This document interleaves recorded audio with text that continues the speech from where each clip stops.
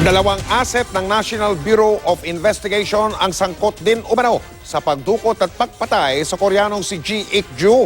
Ayon yan kay PNP Director General Bato de la Rosa. Dawit din sa kaso ang team leader ni SPO3 Ricky Santa Isabel na si Superintendent Rafael Dumlao. Nakatutok si June Veneracion.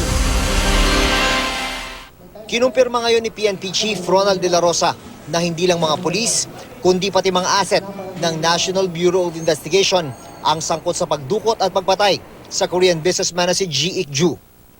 Meron naman tayong source din sa NBI na nag-confirm na talagang NBI asset yun at driver pa ka na isang director daw doon. Dalawang asset daw ng NBI ang sangkot sa pagdukot at pagpatay sa Korean businessman na si Ji Ik-ju. Ang isa ay nakilala na sa alias na Jerry. Hindi pa natutukoy ang pagkakakilanlan ng isa pang civilian agent ng NBI. Si alias Jerry ang sinasabing nasa likod ni SPO3 Ricky Santa Isabel na nag-withdraw gamit ang ATM card ng napatay na Korean. Malaking grupo ito. Baka hindi lang ito ngayon ginagawa nila, baka noon pa. Ang gustong malaman ni De La Rosa ay kung sino talaga ang leader ng grupo. Nais niyang maimbestigahan ng mabuti ang team leader ni Santa Isabel sa Anti-Illegal Drugs Group na si Superintendent Rafael Dumlao. Kay De La Rosa na mismo nanggaling, sangkot daw si Dumlao sa kidnapping at pagpatay kay G bagamat si Santa Isabel lang ang madalas na babanggit.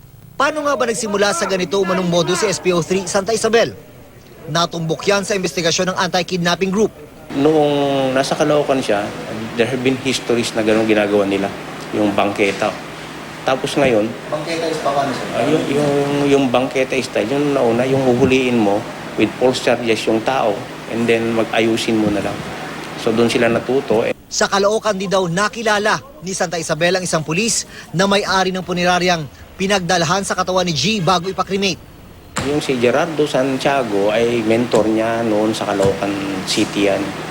Wala na sa serbisyo si Gerardo Santiago. Nasa labas siya ngayon ng bansa.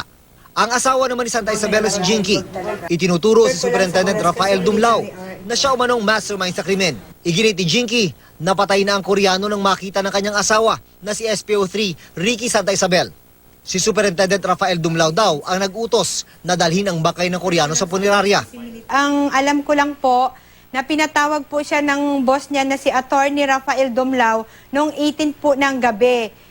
Papunta po ng opisina nila sa Krame. Mga bandang 8 at 9 ng gabi po yon. Pagdating po ng asawa ko, ma'am, nasa loob po si Attorney Dumlao ng sasakyan ng Ford.